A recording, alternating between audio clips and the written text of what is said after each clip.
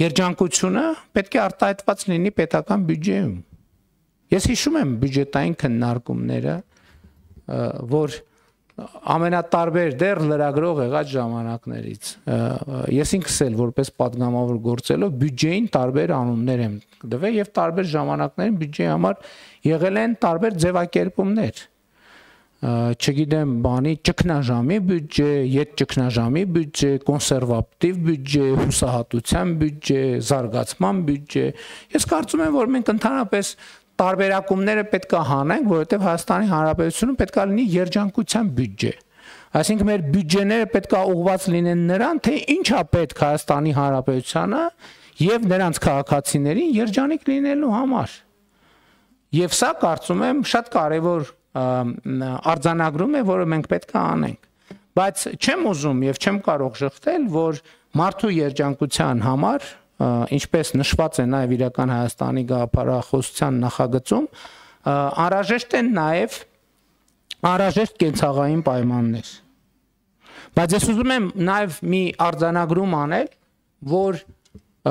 անհատական կենցաղային պայմանները բավարար չեն մարդու երջանկության համար։ Առիթ ունեցել եմ նաև կառավարության 2024 թվականի գործունեության զեկույցի ընթացքում ասել, որ իհարկե շատ կենցաղային օրինակով, եթե մարդը ունի հարմար, նորոգված բնակարան, դա դեռ չի նշանակում, որ ինքը բարեկեցիկ է։ Պատկերացրեք լավագույն ձևով կառուցված եւ նորոգված առանձնատուն։ Եվ մարդը իր ընտանիքով ապրում է այդտեղ։ Արդյոք դա բավարար է, որ նա համարվի բարեկեցիկ։ Բացարձակապես բավարար չի։ Որովհետև կարող է այդ բնակարանը, այդ տունը հազար ներողություն չունենալ կոյուղի օրինակ, որը հանրային ենթակառուցվածք է։ Այդ տունը կարող է չունենալ ջրամատակարարում, որը հանրային ենթակառուցվածք է։ Այդ տունը կարող է չունենալ էլեկտրական հոսանք։ Լավ, հիմա արևային ֆոտովոլտային կայաններ կարող են դնել, այդ մասը հələ բան անենք, բաց թողենք։ Չնայած այդ էլ հանրային ենթակառուցվածք է։ Եթե մարդը այդ տանը ամեն օր առավոտյան ուտումը սև խավիար, կեսօրին, չգիտեմ, կարմիր խավիար, երեկոյան եւ կարմիր եւ սև խավիար, եւ այդ տնից դուրս է գալիս։ Եվ այդ տնից դուրս գալու համար պետք է 1.5 մետրանոց ռետինե սապոգներ հագնի, որովհետեւ հակառակ դեպքում ցեխի մեջ կկորի, այդ մարդը չի կարող համարվել բարեկեցիկ։ Կամ եթե այդ մարդը ինքը իրան էս իմ ասած պայմաններում համարի բարեկեցիկ, ուրեմն մենք պետք է մի հատ ստուգենք բարեկեցության այդ ընկալումը։ Սա ինչի համար եմ ասում, ինչ կապ ունի սա, հարգելի գործընկերներ, բյուջեի կատարման հաշվետվության քննարկման հետ։ Իսկ կապը հետևյալն է, որ մարդու անհատական բարեկեցությունը կախված է ոչ այնքան նրանից, թե ինքը ինչքան փող է ծախսում իր ընտանիքի համար, շատ ավելի կախված է նրանից, թե պետական եւ համայնքային բյուջեն ինչքան փող է ծախսում իր այդ նույն մարդկանց ընտանիքի եւ անհատի բարեկեցության համար։ Եվ այս ընկալումը առանցքային է, մենք պետք է սա հասկանանք, մենք չենք կարող առանց սա հասկանալու ունենալ բարեկեցություն Հայաստանի Հանրապետությունում։ Չենք կարող ունենալ։ Եվ այն պնդումը, որ ես առաջին անգամ, երբ որ արեցի ազգային ժողովում, մի քիչ էլ երևի սպոնտան, հաջորդ պահին լարվեցի, երբ որ ասացի, որ ոչ մի ընտանիք, բացարձակապես ոչ մի ընտանիք, ինքը իր կյանքի եւ բարեկեցության վրա չի ծախսում, չի կարող ծախսել ավելի շատ, քան ծախսում է Հայաստանի Հանրապետության պետական բյուջեն։ Բայց հետո ինչքան գնաց, ավելի արմատավորվեց այդ միտքը եւ դա դարձել է համոզմունք։ Ի վերջո եկեք հասկանանք, Հայաստանի Հանրապետությունում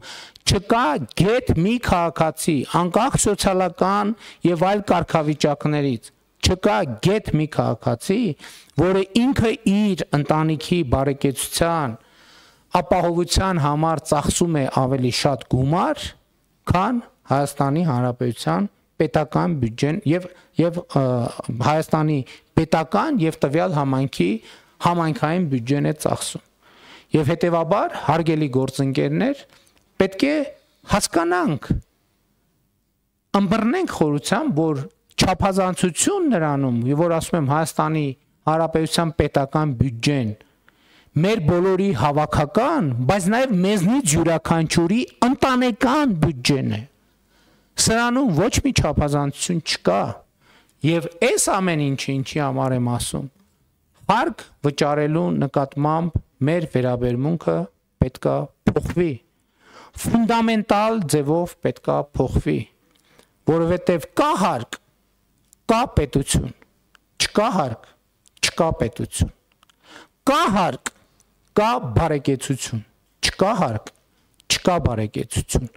կա հարկ, կա երջանկություն, չկա հարկ,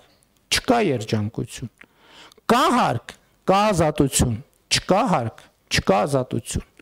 կա հարկ, կա անվտանգություն, չկա հարկ, չկա անվտանգություն, կա հարկ, կա առողջություն, չկա հարկ, չկա առողջություն, կա հարկ, կա կրթություն, չկա հարկ, չկա կրթություն։ Սա ընդ որում այս թվարկումը ժամերով շարունակենք, կա հարկ, կա ճանապարհ, չկա հարկ, չկա ճանապարհ, կա հարկ, կա լուսավորություն, չկա հարկ, չկա լուսավորություն, կա հարկ, կա սոցիալական ապահովություն, չկա հարկ, չկա սոցիալական ապահովություն, կա հարկ, կա անտառ, չկա հարկ, չկա անտառ, կա հարկ, կա մաքուր օդ, չկա հարկ, չկա մաքուր օդ։ Հիմա հա անսպառ է, բառեզբուն իմաստով անսպառ է։ Հիմա այն ինչ որ չկա, ինչի պատճառով է, որ չկա։ Հարկ չլինելու պատճառով է, որ չկա։ Աշխատանք չլինելու պատճառով է, որ չկա։ Հարկ վճարելու նկատմամբ վերաբերմունքի պատճառով է, որ չկա։ Եվ դրա համար էսա պատճառը, որ ես այդպես էլ չեմ կարողանում հասկանալ եւ վերջին շրջանում, որ օրինակ շատ քննարկում է գույքահարկի բարձր լինելու կամ չլինելու հարցը։ Ես բոլոր դեպքերում ասում եմ եւ հիմա էլ ուզում եմ ասել, հրապարակային էլ եմ ասել, որ բոլոր այն քաղաքացիները